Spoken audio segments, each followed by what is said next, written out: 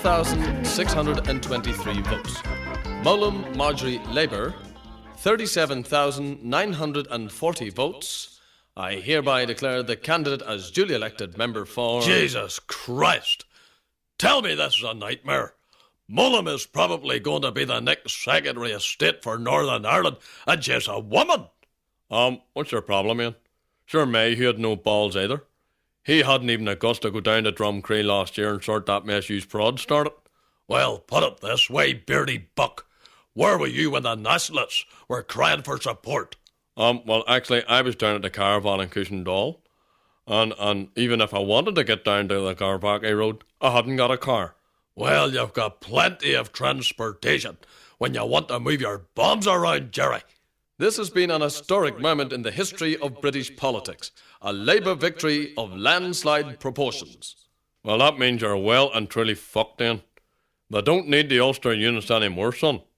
You're not by bribing Tony Blair the same way you bribed John Major. And that automatically means that Sinn Féin will be allowed at the talks table. Well, let me say, if Sinn Féin, IRA, are at the talks table, the DUP most certainly will not be there.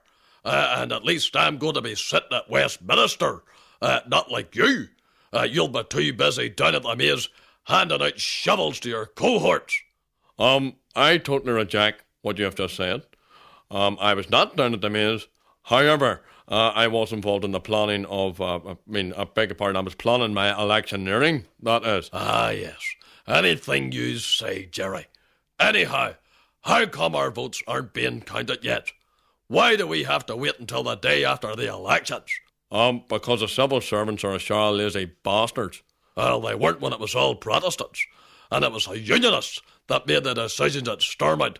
By God, they were the days. Look, Ian and Jerry, isn't it about time that everyone sat down at the table and got our problems and our province and our people sorted out once and for all?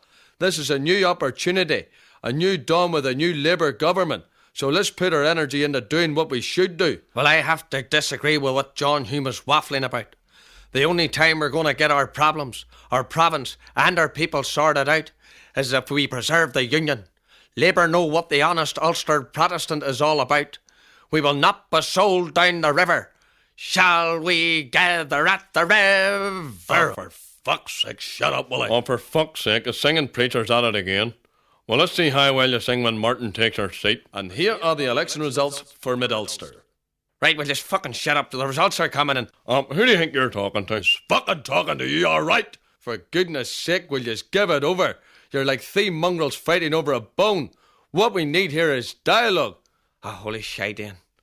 I've lost my seat to McGuinness. Sure, Ken's not running in your kid's constituency. No, Ian. No, that other fucker, Martin. Oh, you mean Art Garfunkel, the orchestrator within the IRA? As far as I'm concerned, the people of Ulster have voted for violence. It's a sad day for us all, Ian.